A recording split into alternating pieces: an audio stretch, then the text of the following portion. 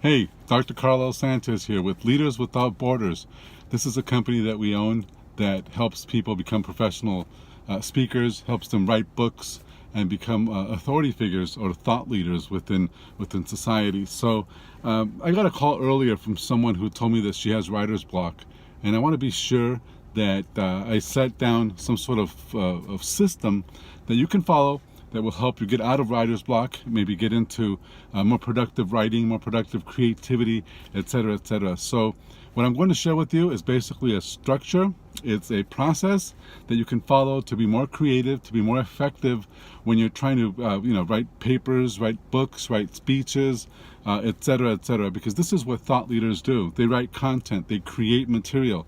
So they don't copy, they create. So let me go ahead and tell you a little bit about the process. Basically, when you have writer's block, there's something going on within you, and it has a lot to do with stress, a lot to do with overwhelm, a lot to do with an ineffective strategy for writing.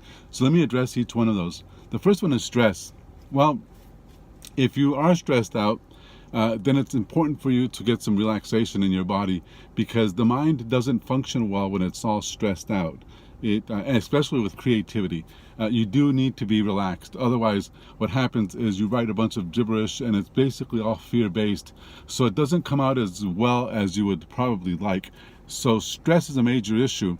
And remember, stress is the continuous thought on things that make you fearful, or things that you're afraid of. For instance, if you have a deadline and you get stressed out over your deadline, it's because you're thinking you're not going to meet your deadline.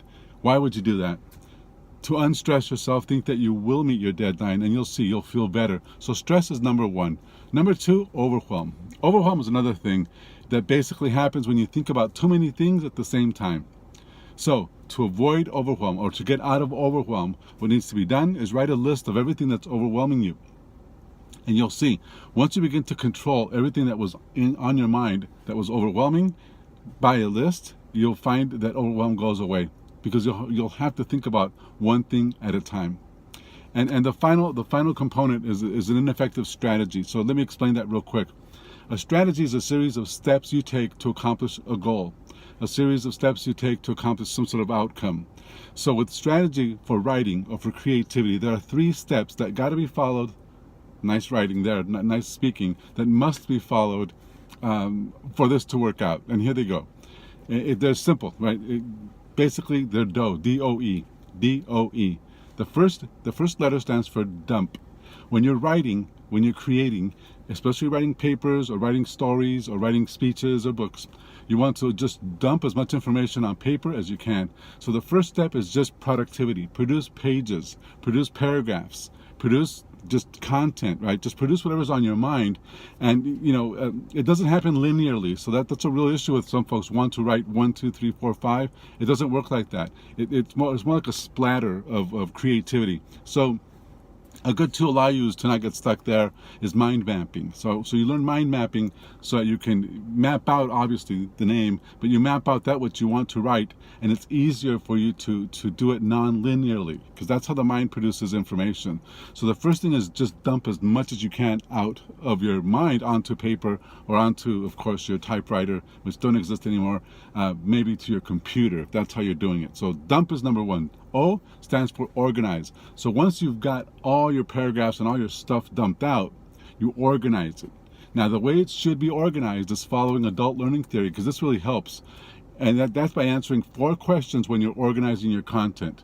Why does it matter? What's it really about? How does it work? And then examples. So it's why, what, how, what if. Right? So you organize everything in that sequence, and it'll help you become even easier to read, easier to listen to, because that's how the mind intakes information.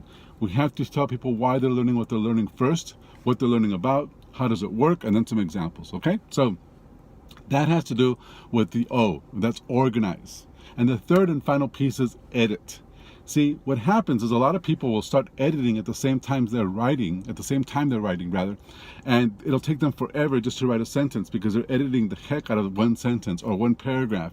That's not how it works. The first thing is dump, then you organize it, then you edit it, right? Dump, organize, edit, you'll see that you'll create a lot more. You'll write more books. You'll write more speeches. You'll be more famous. And you and I will be in business for a long time. I wish you all the best. I'm Dr. Carlos Sanchez. LeadersWithoutBorders.com is our website. If there's anything we can do to answer any of your questions, creativity questions, speaking questions, or otherwise, please give us a buzz. Thank you, and talk to you later. Bye.